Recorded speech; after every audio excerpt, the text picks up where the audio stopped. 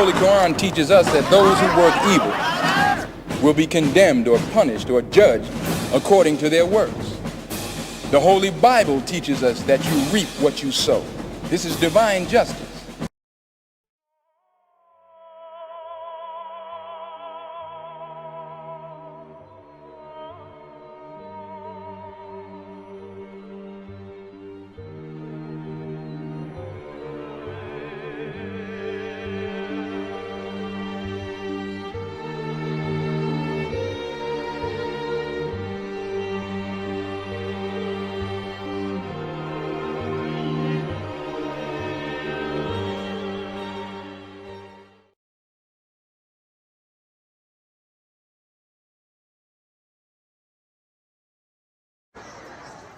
Apocalyptic scenes.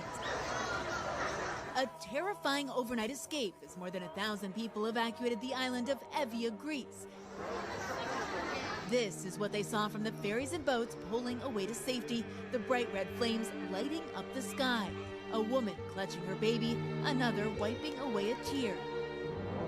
3 hours away in the suburbs of Athens, firefighters water bombing flare-ups, but they can't keep up. Quick, this woman says the houses are on fire. Nearby, a new blaze threatening this hilltop village. On this side of the road, 2 priests are trying to save their monastery. And then come with me right here. You've got a single house. Apparently there's 1 person inside. These are all volunteers. There are no firefighters here.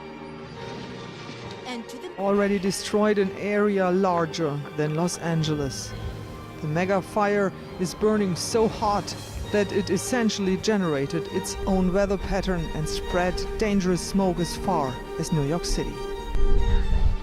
The fire is moving so fast that many ranchers weren't able to rescue their cattle.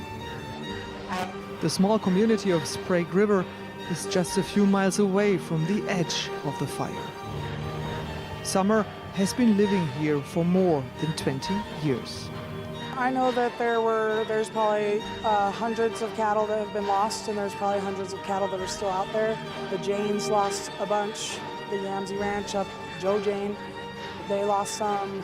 The Gallaghers out here at Whiskey Creek Ranch, which are like my family.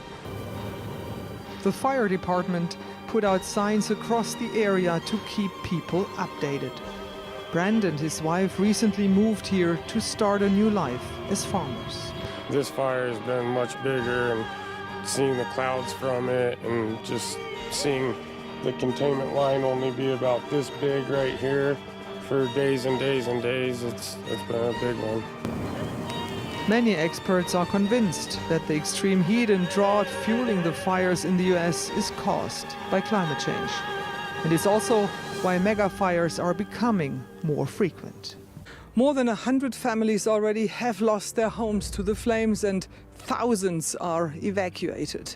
It's totally unclear how long it'll take until firefighters have the flames under control. Many roads are still closed. The National Guard has been deployed to control traffic. In many areas, only ranchers are allowed in to check on their cattle. According to officials, the fire was sparked by lightning. Those who have been fighting fires for years see a pattern. I think it's possible it could be connected to climate change, yeah. It's over the past 4 years, every fire season seems to get longer and hotter. More than 20,000 firefighters are battling dozens of massive wildfires in the US right now, and the fire season has only just begun.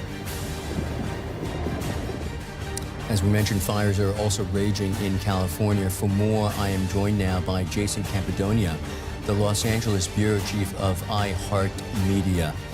Welcome to DW, sir. What's the situation right now in California? It's very hot, it's very dry, and it's very windy across the state. The mega fire in Northern California, the Dixie Fire, exploded to over 140,000 acres. There's also the Sugar Fire, which is well over 100,000 acres, and the Tamarack Fire, which started on July 4th as a lightning strike, has now grown to over 50,000 acres. So It's not looking very good, especially with temperatures rising over the weekend. So the next couple of days are going to be crucial. Humidity levels are rising, but it's not enough to make any sort of impact on the firefight. You rattle off the names of those fires. It's like a litany of woes. How are authorities coping? Right now they're throwing everything they can at. Greece's prime minister says the country is experiencing what he calls a nightmarish summer as a record-breaking heat wave fans dozens of wildfires. The flames have ripped through a town on the outskirts of the Greek capital, Athens, and thousands of people have been evacuated from the edge of the city. On the island of Evia, west of Athens, hundreds of residents have been brought to safety by ferry.